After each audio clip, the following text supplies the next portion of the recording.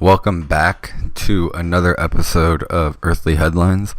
This time came across this article on archaeology.org, which is a pretty cool website. They've got a bunch of studies and news and magazine articles listed there. I highly recommend you guys check it out. But this one caught my eye, called The City at the Beginning of the World, which, if you guys are familiar with these headlines, is very indicative of some city in Central America when it has a name like that, the city at the beginning of the world. The only Maya city with an urban grid may embody a creation myth. So I had to take a look into this, and well, let's just jump right into it. So in what's now northern Guatemala, this city was discovered not recently, back in the 90s. This city was discovered, called Nixtun-Chi'ich. I don't know if that's how you say it, but I'm just gonna say it like that. Nixtun. I'm gonna say Nixtun-Chi. Well, this place is located on a peninsula that juts out like a pointed finger into Lake Petanitza. So see the image on the screen. All that is a lake, and that peninsula there is where the city is located. You can't really tell from this image here, but that is a city. The city was discovered by Timothy Pugh, an archaeologist, and his advisor, Prudence Rice. So these two, back in 1995, they found these, what they saw were mounds, these huge mounds that were covered in tall grass and vegetation. They actually found out that they were ceremonial platforms, and they went up like 13, 14 feet high. So in 1995, with just dead reckoning, they thought, okay, this is probably some sort of city. Let's start plotting GPS coordinates, and let's count how many of these mounds there are, and let's just plot them on a map. So they went and did that, and they found that it was about 1 square mile, so it's not that big. It was unusually compact compared to other Mayan cities, which were largely dispersed throughout the jungle, kind of like a loose conglomeration of people who lived close but not too close, and they were connected by roads. So it was weird to find this city, right, a big city like that. In relation to everybody else living where they were living, it was an unusual find for the time. 18 years later, they felt like they should revisit the site with new technology and try to see if there was anything they missed, if there's more data or information or landmarks, whatever they could find, and they wanted to see if they could find anything. And it turns out that the new technology did transform the way they mapped the mapping techniques. It allowed them to gather more GPS data than ever before, including subtle changes in terrain. They collected 80,000 points in just a few months. So if they had used old technology from the 90s, it would have taken years to complete this. So I know I've mentioned technology in other episodes and their impact on the findings, but I think it's very important to always update, or to always keep updated with the technology, because of how quickly and easily they can get the data, obviously, and to quickly generate results. So instead of taking years and years and spending all that money and trying to get funding every so often, they can just finish in one fell swoop. And I think that is great, especially in encouraging new scholars and researchers to go ahead and pull the trigger on whatever site they want to visit and try to excavate and whatnot. So what they did was, every 6.5 feet, whether there was a building or not, they just plotted a GPS point. From there, they found a whole bunch of stuff. They found a bunch of slight rises and falls in the landscape that would have been invisible otherwise. So they start piecing together this new complete picture of the city, and they find a pattern. And that pattern was that the city was arranged like a modern grid, kind of like LA, that had parallel streets, 90-degree angles. The streets ran almost exactly east to west, and there were north and south avenues intersecting them, kind of like a block, like New York City, right? So after they found out that the city was laid out in a grid, they started racking their brains to see if there were other cities like this. So the only other city that resembled this city was Teotihuacan, which is interesting because it's 600 miles north of this site. And also from 80, 100 to 550, Teotihuacan was the most powerful empire in central Mexico, and its influence stretched well into the Mayan world. The researchers must have thought the Mayans didn't build this. There's no way they built this, because all the other cities they don't look like this. You know, they're dispersed or among the jungle and vegetation, and there's no way that people would have lived this close together, like apartment style, with no privacy. It just didn't make sense. But as they kept digging and looking around, they felt that, okay, the Mayans did build this. But before we get to that part, let's talk about Teotihuacan first, because it's possible that they had something to do, maybe not with its construction, but it's possible that they built their own city modeled after this one. So the only other Mesoamerican city laid out on a grid was Teotihuacan, obviously, because I just said that. So what happened was there were foreigners that came into Nixtun-Chi'ich, and soon after the king died, and the successor of the king was from Teotihuacan. There are some gaps in that story, but what's important is somebody from Teotihuacan took over the throne, and then they held on to the whole place forever. And when you look at the city of Teotihuacan itself, the grid is also precise. It's 14 square miles compared to Nixtun-Chi'ich's 1 square mile. Again, it had standardized multifamily apartment buildings divided into well-planned neighborhoods, just like this place. So Nixtun-Chi'ich is like a smaller version of this place.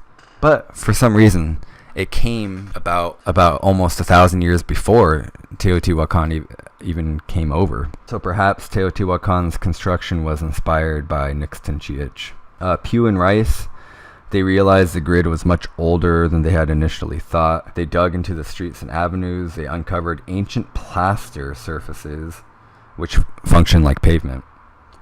And they were able to collect tiny pieces of bone and charcoal, which they carbon dated to prior to 500 BC. So that's 900 years before the Teotihuacanos, I'll call them, arrived in the Mayan area. So that means this city was built in what's called the Middle Pre-Classic period, which lasted from 800 to 300 BC. So during this period, they were in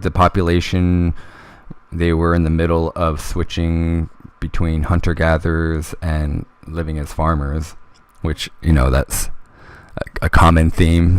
That has been a common theme through all these episodes. They settled down in their cities.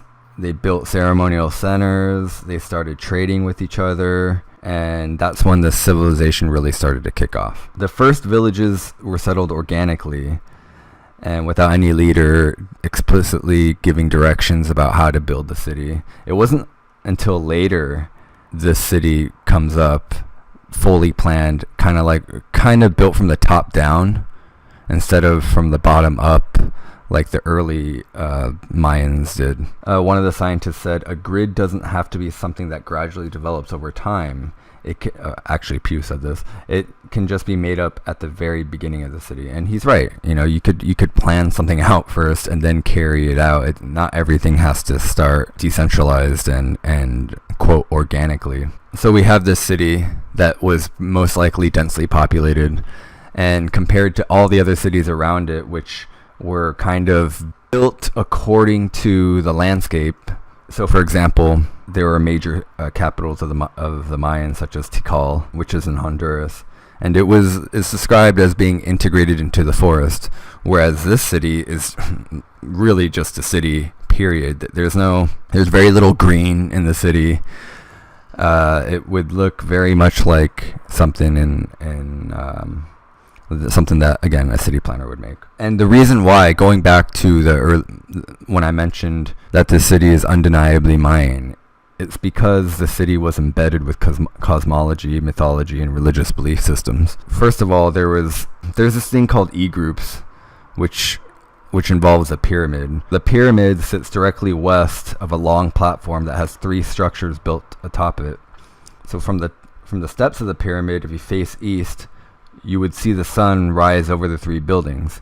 If you visit during the equinoxes, the sun would be perfectly aligned with the central building. And on the summer and winter solstices, it would rise over one of the other 2. This is a class. You find this type of architecture, I guess cosmological architecture, or cosmology embedded in the architecture at places like Java, where again the sun would rise. Chichen Itza is another place. The temple, I think it's the Temple of the Serpent. I think it's the same thing. It looks like the shadow looks like a serpent when the sun hits it at a certain time. So again, that is one of the smoking guns that, or not really a smoking gun, but it's a trademark of the Mayan culture to make their city like that. One of the researchers thought the grid could also have roots in Mayan mythology. And the reason why they thought that was because there's a common origin myth throughout, not just the Mayans, but throughout all of Mesoamerica, which involves a crocodile floating in the sea.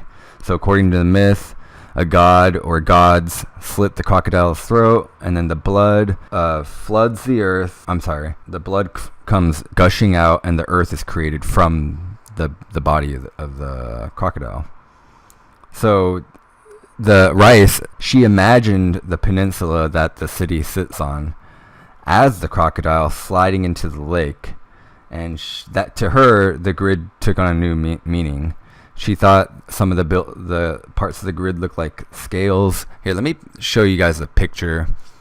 So here's a picture of the actual, and then here's a crocodile. This isn't the crocodile in question. This is just one. Okay, right here.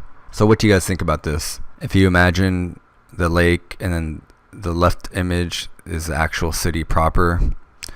There's a horizontal line on the right, if you guys can make that out, on the right of the city. The left image is like a horizontal line, and Rice thinks that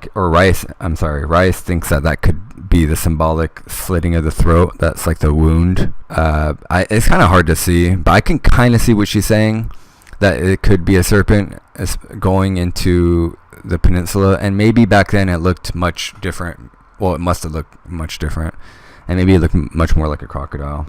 The defensive wall, lined with a ditch, runs 1,000 feet north to south near the eastern tip of the peninsula. So yeah, that's the wall here that she thinks could look like a slit in its throat. And when you couple this information with the growing understanding that early Maya cities were built as sacred landscapes, it kind of starts to make a little bit more sense. Remember, the Mayans were really heavy on cosmology, and they were really heavy into an ordered world, an ordered universe. They were very adamant about injecting that into their daily lives in any way they can. And architecture